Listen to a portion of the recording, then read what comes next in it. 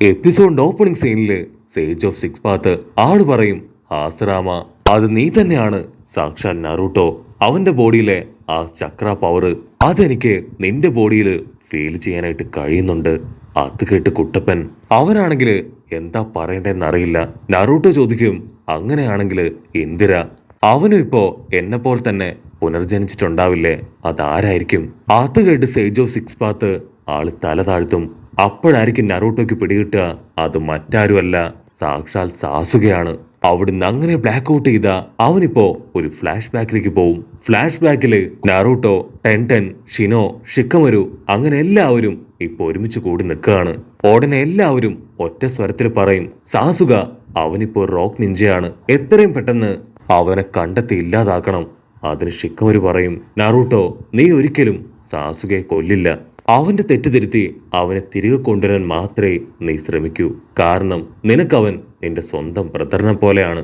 അത് കേട്ട് സാക്കുറ പറയും, ഒരിക്കലും സാസുകെ അത്ര പെട്ടെന്ന് കീഴ്പ്പെടുത്താൻ കഴിയില്ല. അവന്റെ കൂടെ ആ മാതരയുണ്ട്, അവന്റെ പവർ നിങ്ങൾക്ക് ആർക്കും അറിയില്ല. അത് കേട്ട് കിബ അവൻ ചിരിക്കും. കിബ പറയും, 6 പെയിനുകളെ ഒന്നിച്ചില്ലാതാക്കിയവനാണ് നറൂട്ടോ. നറൂട്ടോയെ കൊണ്ട് വളരെ ഈസി ആയിട്ട് അവനെ ഇല്ലാതാക്കാൻ കഴിയും. കട്ട് ചെയ്ത നറൂട്ടോ അവനിപ്പോ ഷോക്കായിട്ട് സേജ് ഓഫ് സിക്സ് പാത്തിനോട് ചോദിക്കും, സാസുക അവൻ ഇന്ദിര ആയതുകൊണ്ടാണോ എനിക്ക് അവനെ അറ്റാക്ക് ചെയ്യാനോ കൊല്ലാനോ ഒന്നും തോന്നാത്തത്? അതിന് സേജ് ഓഫ് സിക്സ് പാത്ത് ആളൊന്നും പറയില്ല. കട്ട് ചെയ്ത മറ്റൊരു ഭാഗത്ത് ഇതേ കാര്യങ്ങൾ തന്നെ സേജ് ഓഫ് സിക്സ് പാത്ത് ഇപ്പൊ സാസുകയോടും വളരെ ഡീറ്റെയിൽ ആയിട്ട് പറയാണ്, നീയാണ് സാക്ഷാൽ ഇന്ദിര, ഹാസറാമയുടെ ബ്രദർ. ഹാസറാമ മറ്റാരുമല്ല, സാക്ഷാൽ നറൂട്ടോ ആണ്. നിങ്ങൾ രണ്ടുപേരും ആക്ച്വലി ബ്രദേഴ്സ് ആണ്. ഉടനെ സേജ് ഓഫ് സിക്സ് പാത്ത് ആള് പറയും, നിങ്ങൾക്ക് മുൻപ് ഹാസറാമയും മാധുരയും അവർ രണ്ടുപേരും ആയിരുന്നു എന്റെ മക്കൾ ഇന്ദിരയും ഹാസറാമയുമായിട്ട് പുനർജനിച്ചത്. മാധുര ഇന്ദിരയും ഹാസറ എന്റെ മകൻ ഹാസറയും തന്നെയായിരുന്നു. അവർ രണ്ടുപേരും പരസ്പരം ഒരുപാട് സ്നേഹിച്ചു, വിശ്വസിച്ചു. പക്ഷേ ചില കാര്യങ്ങൾ കൊണ്ട് അവർ തന്നെ പരസ്പരം ഫൈറ്റ് ചെയ്തുകൊണ്ടേയിരുന്നു. പക്ഷെ അപ്പോഴും അവർ പരസ്പരം ഒരുപാട് സ്നേഹിച്ചു, റെസ്പെക്ട് ചെയ്തു.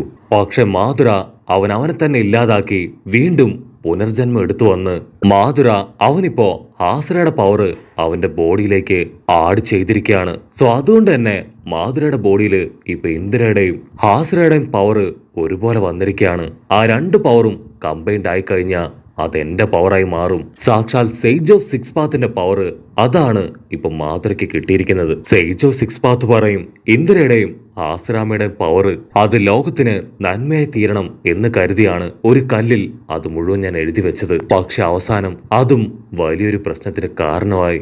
നറൂട്ടോ ആണെങ്കിൽ ഇതൊക്കെ കേട്ട് അങ്ങനെ ഷോക്കായിട്ട് നിൽക്കുകയാണ്. നറൂട്ടോ ചോദിക്കും, അപ്പൊ ഇത്രയും കാലവും നിങ്ങളുടെ മക്കളുടെ ഫൈറ്റ് കണ്ട് നിങ്ങൾ നോക്കിയിരിക്കുകയായിരുന്നോ? അതിനാള് പറയും, അതെ, സത്യം പറഞ്ഞ അത് തന്നെയാണ് ഞാൻ ചെയ്തുകൊണ്ടിരിക്കുന്നത്.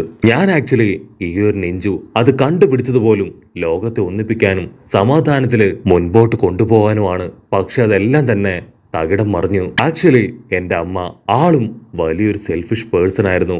എല്ലാവരെയും അടക്കി ഭരിച്ച് ഒരു ദൈവത്തെ പോലെ കഴിയാനാണ് അവർ ആഗ്രഹിച്ചത്. പക്ഷെ ജനങ്ങളെല്ലാവരും അവരെ കണ്ടിരുന്നത് ഒരു ഡീമനായിട്ട് മാത്രമാണ്. പേടിയോടെയും വെറുപ്പോടും കൂടി മാത്രമാണ് ജനങ്ങൾ അവരെ സമീപിച്ചിരുന്നത് പോലും. ആക്ച്വലി ഇപ്പോഴുള്ള മാധുര അവനും എന്റെ അമ്മയെ പോലെ ആവാനാണ് ശ്രമിച്ചുകൊണ്ടിരിക്കുന്നത്. അവനതില് ഒരു പരിധി വരെ വിജയിച്ചു കഴിഞ്ഞു. ഓൾമോസ്റ്റ് എന്റെ പവർ അവനിപ്പോ കിട്ടി. എന്റെ അമ്മയുടെ കയ്യില് വ്യാഹു കണ്ണും ശരിങ്ങ കണ്ണും ഉണ്ടായിരുന്നു. അതുപയോഗിച്ചാണ് സുക്കിനോമി പവർ അതവര് അവേക്കം ചെയ്തെടുത്തത്. സോ ഇനിയും ഇതുപോലെ മുൻപോട്ട് പോയ ആ ഒരു വലിയ പഴം അത് വീണ്ടും ആ ഒരു മരത്തിന്റെ ഉള്ളിൽ നിന്ന് പുറത്തു വരും. അത് ശരിക്കും ഈ ലോകത്തിന്റെ അവസാനത്തിൽ മാത്രമേ കലാശിക്കൂ. ഇപ്പൊ ഇത് തടയാൻ കഴിയുന്ന ഏക വ്യക്തി അത് നീ മാത്രമാണ്. അതുകൊണ്ടാണ് ഈ കാര്യങ്ങളെല്ലാം നറൂട്ടോ ഞാൻ നിന്നോട് പറയുന്നത്. നിന്നെ കാണുമ്പോ എനിക്ക് എന്റെ ഹാസറയെ തന്നെയാണ് ഓർമ്മ വരുന്നത്. അല്ല, നീ എന്റെ ഹാസറ തന്നെയാണ്. അവനും ചെറുപ്പത്തില് നിന്നെ പോലെ വലിയൊരു മണ്ടനായിരുന്നു. അതിനുശേഷമാണ് അവനവന്റെ പാത അത് കണ്ടെത്തിയത്. അവരങ്ങനെ കാര്യമായിട്ട് സംസാരിക്കുമ്പോഴായിരിക്കും ഇപ്പൊ ഫുക്കാഗു അതിപ്പോ കുട്ടപ്പന്റെ നേർക്ക് വരിക. ഫുക്കാഗു മാത്രമല്ല, കില്ലർ ബിയുടെ ബോഡിയില് 8th ടൈല്, മിനറ്റോടെ 9th ടൈല്, അങ്ങനെ എല്ലാവരെയും ഇപ്പൊ കുട്ടപ്പന്റെ ബോഡിയിലേക്ക് അങ്ങനെ ആഡ് ചെയ്തിരിക്കുകയാണ്. അടുത്ത സെക്കൻഡ് 9 ടെയിൽഡ് ബീസ്റ്റുകളെയും അവിടെ സമരം ചെയ്ത് അവിടേക്ക് കൊണ്ടുവരും. അത് കണ്ട് കുട്ടപ്പൻ അവൻ വണ്ടറടിക്കും. അത് കണ്ട് സേജ് ഓഫ് സിക്സ് പാത്തിനാണെങ്കിൽ ഒത്തിരി സന്തോഷാവും. ഇവിടെ സേജ് ഓഫ് സിക്സ് പാത്ത് ആള് വീണ്ടും ചോദിക്കും, ഈ ഒരു വാറിന് ശേഷം നറൂട്ടോ എന്തായിരിക്കും നിന്റെ ലക്ഷ്യം? അതിന് നറൂട്ടോ അവൻ ഒരു സെക്കൻഡ് അവന്റെ ഫ്രണ്ട്സിനെ ആലോചിക്കും. നറൂട്ടോ പറയും, നിങ്ങൾ പറഞ്ഞതുപോലെ ആസറാമയെ പോലെ തന്നെ ഞാനും ഒരു വിഡ്ഢിയായിരിക്കാം. പക്ഷെ എന്റെ സ്നേഹം അത് ശരിക്കും പ്യുവറാണ്.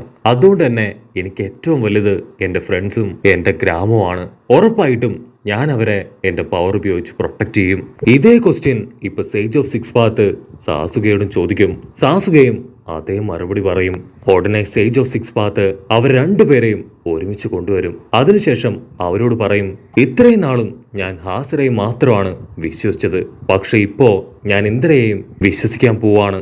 സാസുക, നറൂട്ടോ, നിങ്ങൾക്ക് രണ്ടുപേർക്കും എന്റെ പവർ ഞാൻ തരാൻ പോവാണ്. നറൂട്ടോ പറയും, ഞങ്ങൾ രണ്ടുപേരും ഇന്നു മുതൽ ബ്രദേഴ്സ് ആണ്, അല്ല ബെസ്റ്റ് ഫ്രണ്ട്സ് ആണ്. അത് കേൾക്കേണ്ട താമസം സേജ് ഓഫ് സിക്സ് പാത്ത് ആളിപ്പോ സാസുവയ്ക്കും നറൂട്ടോയ്ക്കും അവർക്ക് രണ്ടുപേർക്കും ആളുടെ പവർ അങ്ങനെ പതിയെ പതിയെ കൊടുക്കാനായിട്ട് തുടങ്ങും. അവിടുന്ന് അങ്ങനെ ബ്ലാക്ക് ഔട്ട് ചെയ്ത സാസുവയ്ക്ക് ചുറ്റും ഇപ്പൊ ഓറോച്ചിമാറും ടീമും അങ്ങനെ നിൽക്കുകയാണ്. കരീന അവൾ ഒരുപാട് ടെൻഷനില് ബാക്കിയുള്ളവരോട് ചോദിക്കും, സാസുക അവൻ കണ്ണു തുറക്കോ? അപ്പൊ സാസുക അവൻ പതിയെ കണ്ണു തുറന്ന് എഴുന്നേക്കാനായിട്ട് തുടങ്ങും. അതേസമയം ഇവിടെ സാക്കുറ അവൾക്കാണെങ്കില് നറൂട്ടോയുടെ അവസ്ഥ കാണുമ്പോ അവളുടെ ഹാർട്ട് ബീറ്റ് കൂടി വരും. അവൾ ഒബീട്ടോട് ചോദിക്കും, കുട്ടപ്പൻ അവൻ രക്ഷപ്പെടില്ലേ? അവൻ കണ്ണു തുറക്കില്ലേ? അതിന് ഒബീട്ടോ പറയും, പേടിക്കേണ്ട ആവശ്യമില്ല. എന്റെ ബോഡിയിൽ ഉണ്ടായിരുന്ന ഞാൻ അബ്സോർബ് ചെയ്തെടുത്ത എല്ലാ ടെയിൽ ബീസ്റ്റുകളെയും ഞാൻ കുട്ടപ്പന്റെ ബോഡിയിലേക്ക് അയച്ചിട്ടുണ്ട്. അതുകൊണ്ട് എത്രയും പെട്ടെന്ന് കുട്ടപ്പൻ അവൻ പഴയതുപോലെ തിരികെ വരും. അവര് സംസാരിക്കുന്ന അതേ സമയം തന്നെ ഇപ്പൊ കുട്ടപ്പൻ അവൻ പതിയെ കണ്ണു തുറക്കും. ആസുകയും നറൂട്ടോയും അവർ രണ്ടുപേരും കണ്ണു തുറന്ന ഉടനെ അവർ ചുറ്റുമുള്ളവരോട് പറയും, ഞങ്ങൾക്ക് എത്രയും പെട്ടെന്ന് ഇവിടുന്ന് പോണം. കട്ട് ചെയ്ത മൈഗൈ അവൻ ഇപ്പോഴും അവന്റെ ഫുൾ ഫോഴ്സില് മാതരയായിട്ട് ഫൈറ്റ് ചെയ്യാൻ അങ്ങനെ മുരച്ച് നിൽക്കുകയാണ്. മാതരയുടെ നെൽപ്പും ഭാവമൊക്കെ കണ്ട് മൈഗൈ, ലീ, ഗാറ അവരെല്ലാവരും ഫുൾ കലിപ്പില് മാതരയെ തന്നെ തുറച്ചു നോക്കും. ഇവിടെ ലീക്കാണെങ്കിൽ മാതരയെ കാണുമ്പോ അത്ഭുതാവും. മാതര പറയും, എനിക്കിപ്പോഴും ഒരു കുഴപ്പമില്ല.